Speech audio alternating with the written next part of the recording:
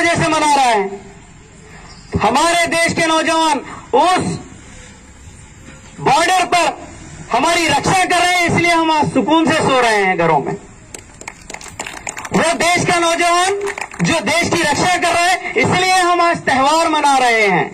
तो आज यकीनन आज इस मंच से हम उन शहीदों के साथ साथ उन नौजवानों को भी जो देश की रक्षा कर रहे हैं, हम पूरे बसों कल्याण की जनता की ओर से हम उनका धन्यवाद और उनको सैल्यूट पेश करना चाहते हैं आज। और तीसरी बात, जब ऐसे देश को आजाद करने के लिए जो नारे दिए गए थे, जय जवान जय किसान, तो जहां पर जवान का नाम लिया जाता है तो हम किसान को कैसे छोड़ सकते हैं। वो किसान जो जिंदगी भर अपनी मेहनतों के साथ वो काम करता है, उगाता है, अपने खेत में पूरा पसीना जो है बहाता है, खून पसीना लगाता है, उसके बाद वो फसल उगाता है और वो फसल हमको अनाज की शक्ल में हमको खाने के लिए वो देता है। तो आज इस मन से मैं उन किसानों को भी जो है दिल की गहराइयों से हम पूरे देशवासियों की ओर से मैं हमारे देश के किसानों को भी बहुत बहुत शुक्रिया धन्यवाद करना चाहता हूं और उनको भी मैं एक सैल्यूट करना चाहता हूं। जैसे कि आज के प्रोग्राम के अंदर हमने ऐसे शहीदों का भी नाम लिया है, तो वाकई में जो शहीद हमारे देश की जो रक्षा करते करते जो कुछ शहीद हुए हैं, उन शहीदों के नाम को लेते हुए मैं अपनी बात को खत्म करना चाहता हूं। तो जैसे कि आप जानते हैं, ब्रिगेडियर मोहम्मद उस्मान साहब, जिन्होंने 1948 में देश की रक्षा करते करते जो है जंग लड़ते लड़ते अपनी जान को कुर्बान कर दिया। दूसरा, शैतान सिंह, जो कि चाइना से जब जंग हुई थी 1962 के अंदर, उन्होंने अपनी जान को देश की खातिर कुर्बान कर दिया और शहीद हो गए।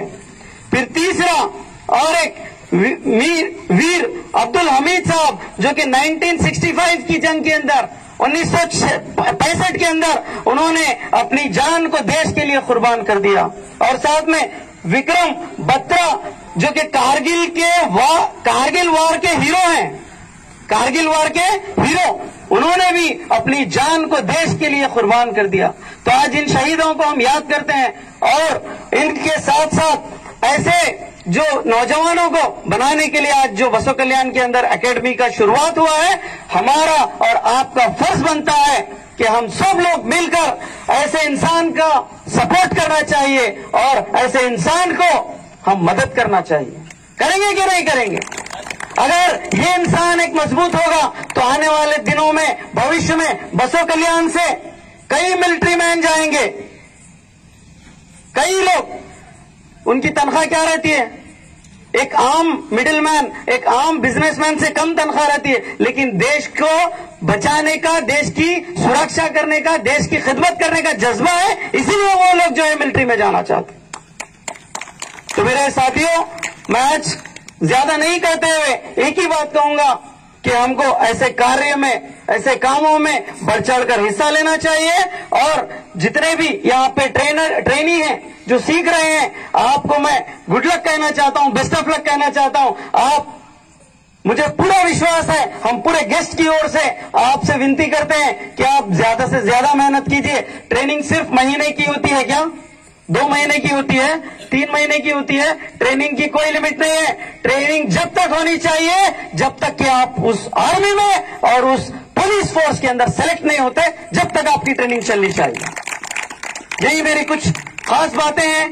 उसके बाद मैं फिर एक मर्तबा इस एकेडमी को मैं जरूर यही कहना चाहता हूं, जब कभी भी अगर ऐसे कोई चीज की, ऐसा कहीं अगर कोई चीज की जरूरत है तो हम सब मिलकर आपकी मदद करेंगे, ताकि आप इन नौजवानों को, भाइयों को, बहनों को आने वाले दिनों में इसी अंदाज में जो है आप ट्रेन करें और देश की जो है सुरक्षा के लिए, देश की खिदमत के लिए आप बच्चों को बनाएं।